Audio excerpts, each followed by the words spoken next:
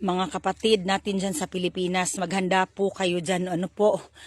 Dahil etong mga darating na araw may malawakang rally ang ating mga kapatid. Hindi lang po INC.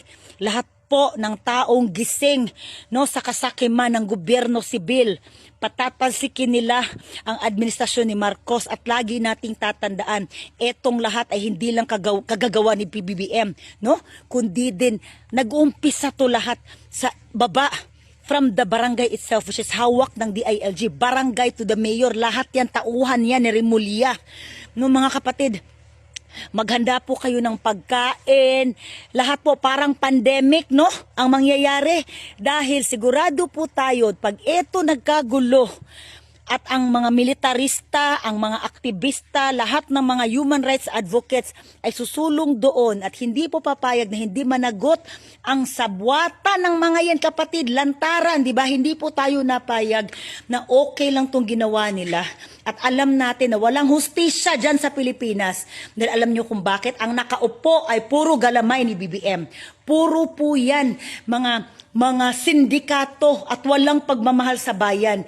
At this is the rise of the tribes. This is the rise of the people. The voice of the people will be heard. This is people's power, mga kapatid. Makiisa po tayo, ano po. But sa ayon sa gusto, mga kapatid, baka magkagulo po ng sobra. Kaya maghanda po tayo dahil hindi natin alam ang kalalabasan nitong rally na to. Dahil activated na po lahat ng mga grupo in Mindanao po.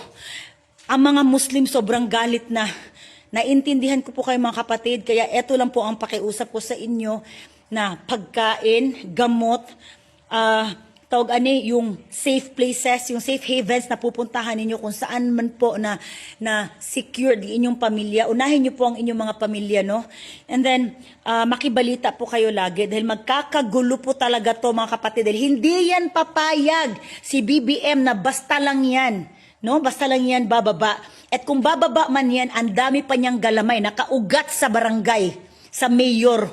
Dahil yan lahat ay hawak ng DILG. Tatandaan natin yung mga kapatid, this is not instilling fear. Hindi to dahil binigyan ko kayo ng takot. What this is the reality. And we are talking about possibilities dahil gahaman nga ang mga yan. And alam natin wala ng pera ang bayan. Gagawa yan ng mga bagong batas, bagong regulasyon. Tataas ang presyo ng bilihin. Kaya let's be awakened. No, maging alerto tayo sa mga paandar nila, kapatid. Huwag mo na po tayong matulog. Pasuyo na po. Let's keep sharing the message para madami pong makaalam na ito na po ang kasalukuyan. This is the present situation in our country. Please na po, mga kapatid. Salamat po.